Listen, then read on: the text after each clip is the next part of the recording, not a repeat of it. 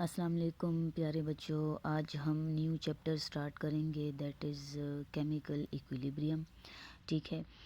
तो असल में केमिकल इक्विलिब्रियम में जो है तो हम जो है बैलेंसिंग पढ़ेंगे। लाइक केमिकल रिएक्शन जो है वो किस यानी कि देखिए, केमिकल रिएक्शन में रिएक्टेंट्स होते हैं, प्रोडक्ट्स होते हैं। रिएक्टेंट्स जो है वो रिएक्ट आउट करते हैं और प्रोडक्ट्स बनाते हैं। ठीक है। तो हम देखेंगे, देखिए कभी जो है तो रिएक्टेंट्स का कंसंट्रेशन ज़्यादा होगा। ठीक है।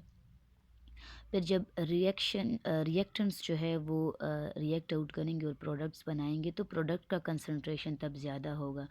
तो एक वक्त में जो है तो फॉरवर्ड डायरेक्शन में जो है तो रिएक्शन का रेट ज़्यादा होगा, स्पीड ज़्यादा होगा। और कभी जो है तो कुछ टाइम के बाद फिर बैकवर्ड डायरेक्शन में जो है तो मतलब बैकवर्ड रिएक्शन स्टार्ट हो जाएगा। तो बैकवर्ड डायरेक्शन जो है में फिर रेट जो है ज़्यादा हो जाएगा। तो यहाँ पे मैंने फॉरवर्ड और बैकवर्ड की बात की है। तो सबसे पहले हम फिर वो चीज़ डिस्कस करेंगे। ठीक है। लेकिन उससे भी पहले हम इक्विलिब्रियम डिस्कस करते हैं। थोड़ा सा इसका हम डिफ़ाइन करते हैं कि इक्विलिब्रियम बेसिकली क्या चीज़ है। तो equilibrium is a state in which opposing forces और इन्फ्लुएंसेस आर बैलेंस। ठीक है ना। This is called equilibrium. ये आप मैट्रिक में भी पढ़ चुके हो और आई थिंक सो अब फिज़िक्स में भी पढ़ोगे। ठीक है ना। तो इन अब फॉरवर्ड और बैकवर्ड की मैंने बात की है। तो इसका मतलब है कि केमिकल इक्विलिब्रियम जो है तो ये पॉइंट या ये डिस्कशन तब आती है जब हम रिवर्सिबल रिएक्शंस डिस्कस करते हैं। और रिवर्सिबल रिएक्शंस के लिए इसको डिस्कस करने से पहले ज़रा मैं आपको डिफरेंस समझाती हूँ या बताती हूँ कि रिवर्सिबल और इरिवर्सिबल रिएक्शंस जो है कौन से रिएक्शंस होते हैं। तो बिफोर स्टार्टिंग ये जो इक्विलिब्रियम है तो उससे पहले मैं आपको इरिवर्सिबल और रिवर्सिबल रिएक्शंस का बता देती हूँ। ठीक है बच्चों। तो हमारे पास कुछ रिएक्शंस जो है वो इरिवर्सिबल होते हैं, यानी कि एक दफ़ा जब प्रोडक्ट बन जाए तो वो फिर अगेन रिएक्टेंट्स में जो है वो कन्वर्ट नहीं होता, उसकी डीकम्पोजिशन नहीं होती। तो that is called irreversible reactions. The type of reactions which proceed only in a forward direction। ठीक है ना। irreversible reactions वो reactions होते हैं जो सिर्फ फॉरवर्ड डायरेक्शन में प्रोसीड कर सकते हो, ना कि बैकवर्ड डायरेक्शन में प्रोसीड नहीं कर सकते। इसके एग्जांपल में हम न्यूट्रलाइजेशन रिएक्शन जो है ले सकते हैं। इसमें हम प्रेसिपिटेशन रिएक्शंस डिस्कस कर सकते हैं। एग्जांपल है ये इरिवर्सिबल रिएक्शंस का। ये पॉइंट्स जो है इस तरह एमसीक्यूज़ में भी आते हैं। ठीक है। कंबस्शन एनालिसिस या कंबस्शन रिएक्शंस ये भी एग्जांपल है इरिवर्सिबल रिएक्शंस का। और रेडॉक्स रिएक्शंस ये भी एग्जांपल है इरिवर्सिबल रिएक्शंस का। तो जो न्यूट्रलाइजेशन रिएक्शन है, बेस और एसिड जो है ये रिएक्ट करके सॉल्ट बनाता है, वाटर बनाता है, ये जो है बैकवर्ड डायरेक्शन में नहीं जा सकता। ये इसका प्रोडक्ट है, ये दोबारा डिकम्पोज नहीं होगा। This is called irreversible reaction. मतलब ये रिएक्शन सिर्फ फॉरवर्ड डायरेक्शन में प्रोसीड कर सकता है, ना कि बैकवर्ड में। अच्छा, प्रेसिपिटेशन रिएक्शन, जब सोडियम क्लोराइड को हम सिल्वर नाइट्रेट के साथ ट्रीट करते हैं तो हमारे पास सिल्वर क्लोराइड का पीपीटी बनता है। ठीक है बच्चों। सिल्वर क्लोराइड का पीपीटी बनता है, साथ में सोडियम नाइट्रेट बनता है। अब ये पीपीटी दोबारा से जो है डिकम्पोज नहीं हो सकता। तो इसलिए ये जो है इरिवर्सिबल रिएक्शन का एग्जांपल है। नेक्स्ट है कंबस्शन रिएक्शंस। मैग्नीशियम को जब हम ऑक्सीजन के साथ ट्रीट करते हैं, ठीक है, in the presence of air, तो ये हमारे पास मैग्नीशियम ऑक्साइड बनाता है। That is also irreversible reaction. ठीक है। और रेडॉक्स रिएक्शन, ये देखिए यहाँ पे जिंक जो है ज़ीरो ऑक्सीडेशन स्टेट में है, यहाँ पे जिंक +2 ऑक्सीडेशन स्टेट में है, मींस जिंक ऑक्सीडाइज हुआ है। कॉपर यहाँ पे +2 स्टेट में है, यहाँ पे 0 स्टेट में है, यहाँ पे कॉपर रिड्यूस हुआ है। तो रिडॉक्स रिएक्शन जो है it is an example of irreversible reactions. ठीक है। अब जो हमारे पास नेक्स्ट जो टॉपिक है, नेक्स्ट जो पॉइंट है दैट इज़ रिवर्सिबल रिएक्शन। ठीक है। तो रिवर्सिबल रिएक्शंस जो है तो वो रिएक्शंस होते हैं, a type of reaction which proceed both in forward and reverse direction called reversible reactions। इसको हम इस लाइन से जो है तो रिप्रेजेंट करते हैं। ठीक है। ये हाफ एरो देखे, ये फॉरवर्ड डायरेक्शन के लिए है जब प्रोडक्ट फॉर्मेशन हो जाती है। और जब प्रोडक्ट बनता है तो वो अगेन भी डिकम्पोज हो सकता है। तो वो उसके लिए जो डायरेक्शन जो एरो होता है, ये देखिए हाफ एरो जो है, फिर प्रोडक्ट की डिकम्पोजिशन के लिए जब बैकवर्ड डायरेक्शन में रिएक्शन प्रोसीड करता है तो ये एरो उसके लिए है। अच्छा, अब रिएक्टेंट्स जो है वो रिएक्ट आउट करके आपके पास प्रोडक्ट बनाते हैं, ठीक है। तो आप ऐसे इसको जो है रिप्रेजेंट करोगे रिवर्सिबल रिएक्शंस को। All type of reactants and products remains in the system.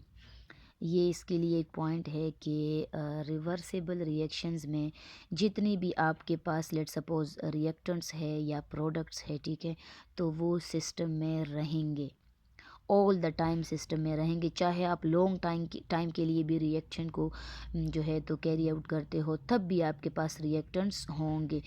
Late suppose ये हम जो है यहाँ पे हमने जो है सल्फ़र डाइऑक्साइड और ऑक्सीजन को रिएक्ट आउट किया है, तो हमारे पास सल्फ़र ट्राइऑक्साइड बना है। सल्फ़र ट्राइऑक्साइड अगेन जो है तो ये इसका डिकम्पोजिशन होगी और यहाँ पे आपके पास जो है तो दोबारा से ऑक्सीजन और सल्फ़र डाइऑक्साइड बनेगा। तो इसका मतलब है कि ये जो रिएक्टेंट्स है और ये जो प्रोडक्ट है, ये ऑल द टाइम यहाँ पे जो है ये मौजूद होता है, ठीक है। तो रिवर्सिबल रिएक्शंस जो है ये स्लो भी होते हैं, ठीक है, और इरिवर्सिबल रिएक्शंस फास्ट होते हैं, ठीक है बच्चों। अब उम्मीद करती हूँ आपको जो है तो रिवर्सिबल और इरिवर्सिबल की समझ आ गई होगी, ठीक है। अब जो है अगेन हम अपनी टॉपिक की तरफ आते हैं, केमिकल इक्विलिब्रियम की तरफ आते हैं, ठीक है। तो बच्चों, अब केमिकल इक्विलिब्रियम में हमारे पास जितने भी रिएक्शंस होंगे ना, वो जो है आपके पास रिवर्सिबल रिएक्शंस होंगे। केमिकल इक्विलिब्रियम वाला पॉइंट रिवर्सिबल रिएक्शंस में ये जो चीज़ है, ये इक्विलिब्रियम है, ये अराइज होता है, इरिवर्सिबल में नहीं होता। अच्छा, अब ये देखिए ए और बी आपके पास रिएक्टेंट्स है। When they reacts with each other they will form the product C and D, ठीक है। और तो ये देखिए यहाँ पे ये जब ए बी रिएक्ट करता है और आपके पास सी डी बनता है, तो देखिए एरो का डायरेक्शन जो है टूवर्ड सी डी है। इसको हम फॉरवर्ड डायरेक्शन वाला रिएक्शन कहते हैं। ये फॉरवर्ड डायरेक्शन में प्रोसीड होता है। जो आपके पास जब सी डी बन जाता है, ठीक है, तो अगेन ये सी डी डिकम्पोज हो के ए बी बनाता है, तो रिएक्शन बैकवर्ड डायरेक्शन में प्रोसीड करता है। तो ये देखिए बैकवर्ड डायरेक्शन, ये मैंने फॉरवर्ड और बैकवर्ड वाले साइन इसलिए लगाए हैं ताकि आपको समझ आ जाए जब मैं आगे डिस्कशन करूँगी कि ये फॉरवर्ड डायरेक्शन है और ये बैकवर्ड डायरेक्शन है, ये रेट है, ठीक है, तो तब आपको पता होना चाहिए, ठीक है। तो इसकी कुछ एग्जांपल्स ये है कि जब हम नाइट्रोजन को हाइड्रोजन के साथ ट्रीट करते हैं तो हमारे पास अमोनिया बनता है। जब हम ये देखें आपके पास नाइट्रिक ऑक्साइड है, इसकी जब डिकम्पोजिशन होती है तो नाइट्रोजन बनता है, ऑक्सीजन बनता है। फास्फोरस पेंटाक्लोराइड की जब डिकम्पोजिशन होती है तो फास्फोरस ट्राइक्लोराइड और क्लोरीन बनता है। हाइड्रोजन और आयोडीन जब रिएक्ट आउट करते हैं तो आपके पास हाइड्रोजन आयोडाइड बनता है। तो ये देखें, अब जो आपके पास initially the concentration of A and B is greater, ठीक है ना। अब ए बी, ये देखिए ये रिएक्शन अभी स्टार्ट हो रहा है, ठीक है। तो जो ए बी का कंसंट्रेशन है ये अभी इस वक्त ज़्यादा है, ठीक है ना, अभी ज़्यादा है ये कंसंट्रेशन, ये इनिशियल है, इनिशियल बिल्कुल स्टार्ट है बिल्कुल। तो ए बी का कंसंट्रेशन ज़्यादा है, अभी प्रोडक्ट नहीं बना, तो ए बी का कंसंट्रेशन ज़्यादा है। When they reacts with each other, ठीक है, दे विल फॉर्म अ प्रोडक्ट, ठीक है। ए बी का कंसंट्रेशन ज़्यादा है, सी डी का कम है, and the concentration of C D is zero. फ़िलहाल इसका कंसंट्रेशन बिल्कुल ज़ीरो है। After some time when reactants A and B reacts together they form a product C and D, so the concentration of A B will decreases. A B का concentration कम हो जाएगा और C D का concentration जो है वो increase होने लगेगा, ज़्यादा होने लगेगा। दो रिएक्शन जो है इसका मतलब है रिएक्शन फॉरवर्ड डायरेक्शन में प्रोसीड कर रहा है। As the reaction is reversible, reaction reversible है तो प्रोडक्ट अब डिकम्पोज होगा, right. The product will again convert into the reactants A and B, और रिएक्शन फॉरवर्ड जो रिएक्शन है ये बैकवर्ड डायरेक्शन में जो है अब जाएगा, ठीक है। अब फॉरवर्ड डायरेक्शन में भी रिएक्शन हो रहा है, बैकवर्ड में भी रिएक्शन हो रहा है। तो बच्चों एक वक्त ऐसा आएगा, एक पॉइंट ऐसा आएगा कि जब आपके पास फॉरवर्ड जो डायरेक्शन का रेट है और जो बैकवर्ड डायरेक्शन का रेट है, रिमेंबर हम रेट की बात कर रहे हैं, रेट।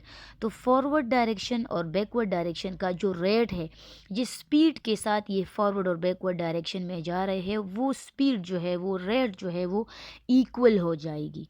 वो रेट जो है वो बिल्कुल इक्वल हो जाएगा, ठीक है ना। तो जब ये रेट इक्वल हो जाएगा तो उस पॉइंट को हम डायनामिक इक्विलिब्रियम कहेंगे, नॉट स्टैटिक वन, डायनामिक।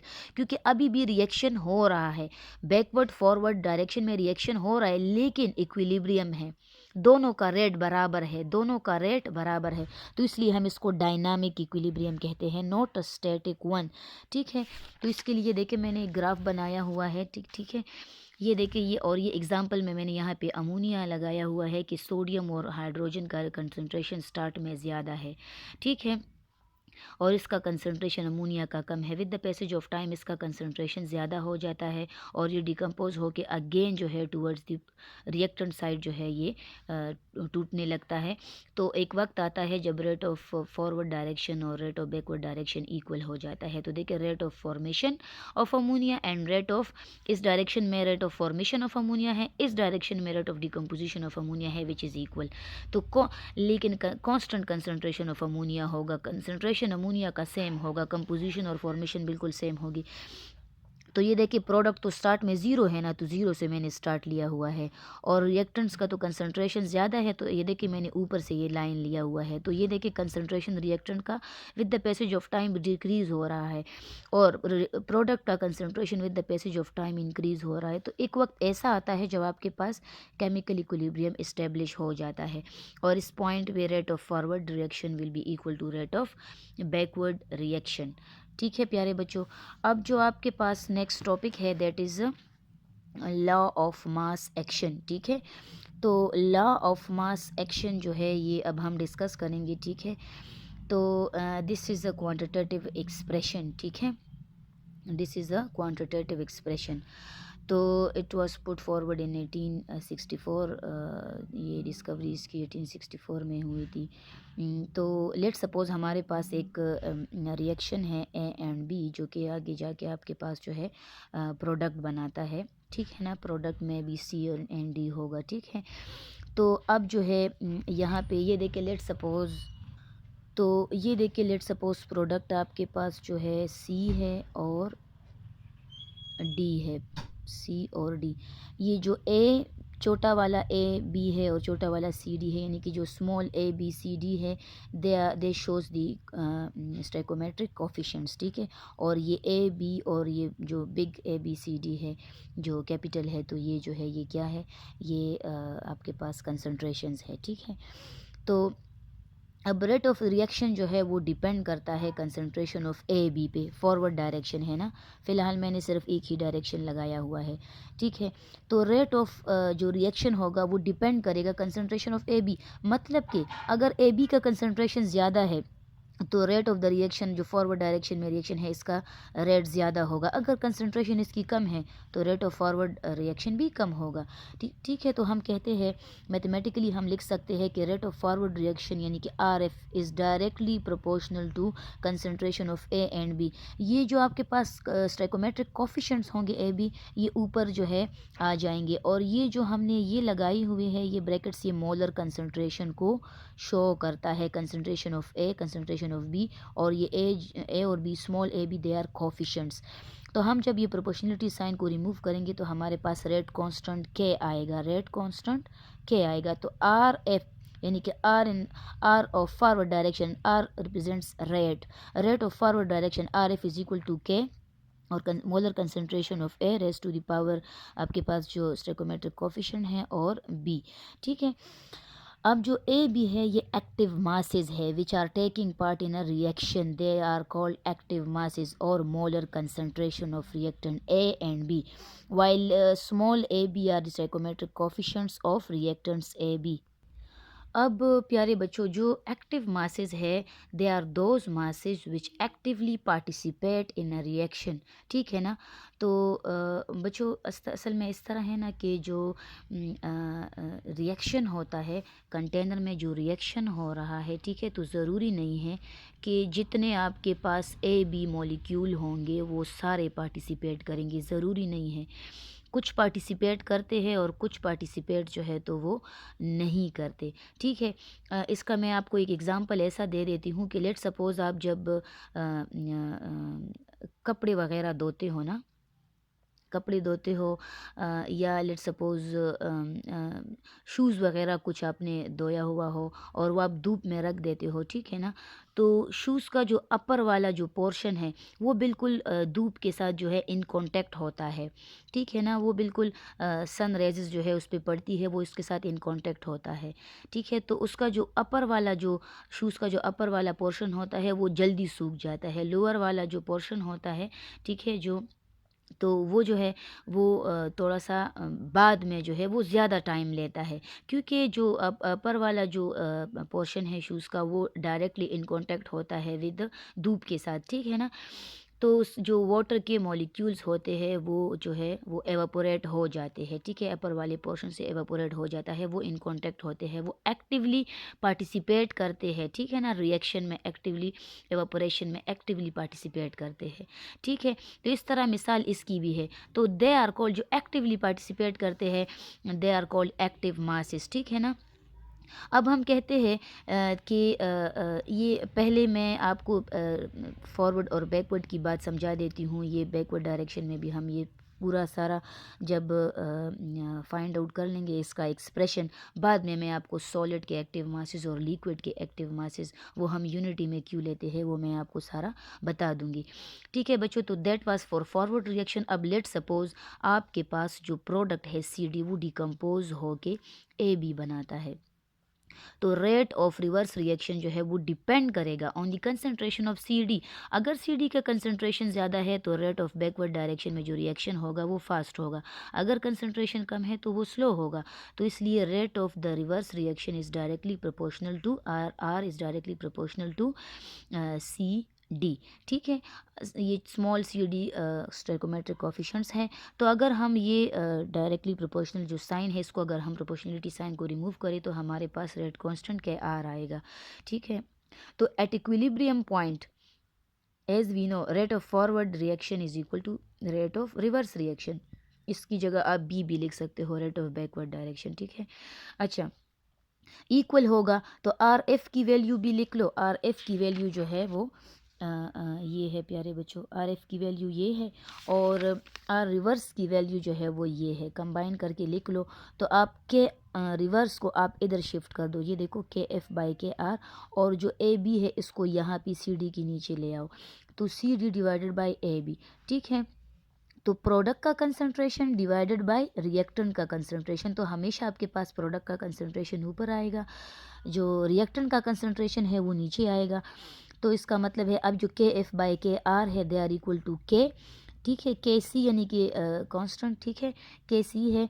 तो के सी इज इक्वल टू प्रोडक्ट का कंसंट्रेशन डिवाइडेड बाय रिएक्टेंट का कंसंट्रेशन, ठीक है। तो ये आपके पास जो है ये एक आपके पास के सी की वैल्यू आ गई है, ठीक है।